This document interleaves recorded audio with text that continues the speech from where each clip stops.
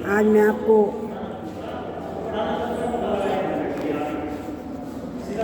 आपको भाषा, लिपि और व्याकरण परिचय समझा रही हूँ। आप ध्यानपूर्वक ऑडियो देखिएगा।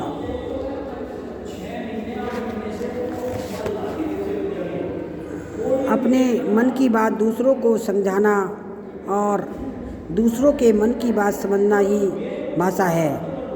भाषा मनुष्य के लिए बहुत आवश्यक होती है। भाषा के बिना कोई काम नहीं हो सकता। अतः वह साधन जिसके द्वारा हम अपने मन की बात दूसरों तक पहुंचाते हैं और दूसरों की बातों को समझते हैं, भाषा कहलाता है।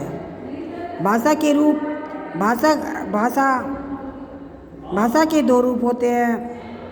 अपने मन की बात दूसरों को हम दो तरह से समझा सकते हैं, बोलकर, लिखकर। मुख से बोलकर अपने विचारों को प्रकट करना मौखिक भाषा कहलाती है। सुबह से शाम तक हम मौखिक भाषा में बात करते हैं। रेडियो, टेलीफोन, टीवी, सामान्य बातचीत आदि में मौखिक भाषा का ही प्रयोग होता है। किसी बात को लिखकर बताना या लिखे हुए को पढ़ना भाषा का लिखित रूप है। पत्र, अखबार, किताब या पत्रिकाओं आदि की भाषा लिखित होती है।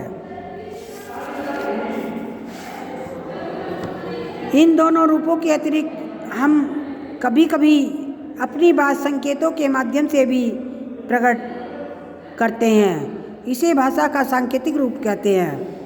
लिपि, संसार में अनेक भाषाएं होती हैं, जैसे हिंदी, संस्कृत, अंग्रेजी, अमेरिकन, जापानी, चाइनीज़ आदि। हमारे देश में भी अनेक भाषाएं बोली जाती हैं, जैसे हिंदी, अंग्रेजी, उर्दू, पंजाबी, तमिल, मलयालम आदि। हर भाषा को लिखने के लिए कुछ चिन्हों का प्रयोग किया जाता है। इन चिन्हों को लिखने की विधि लिपि कहलाती है। हर भाषा की अपनी अपनी लिपि होती है। अंग्रेजी भाषा की लिपि रोमन है। हिंदी व संस्कृत की लिपि देवनागरी है तथा पंजाबी भाषा की लिपि गुरुमुखी है। व्याकरण किसी भी भाषा के शुद्ध ज्ञान को प्राप्त करने के लिए उसके व्याकरण के नियमों की जानकारी होना आवश्यक होता है। इन नियमों की जानकारी देने के लिए ही व्याकरण पढ़ाया जाता है। अतः वह विद्या जिससे भाषा को शुद्ध रूप से लिखना व बोलना सीखा जाता है, उसे व्याकरण कहते हैं। अपने मन की बातों को दूसरों तक पहुंचाना और दूसरों की बातों को समझना ही भाषा कहलाता है। भाषा के मुख्य दो रूप होते हैं, मौखिक व लिखित।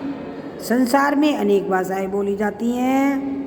हर भाषा को लिखने के लिए कुछ चिन्हों का प्रयोग किया जाता है। इन चिन्हों को लिखने की विधि को लिपि कहते हैं। व्याकरण वह विद्या है जिसके माध्यम से हम भाषा को शुद्ध रूप से लिखना व बोलना सीखते हैं। Thank you very much. आप इस वीडियो को ध्यानपूर्वक देखिएगा और पढ़िएगा, समझिएगा।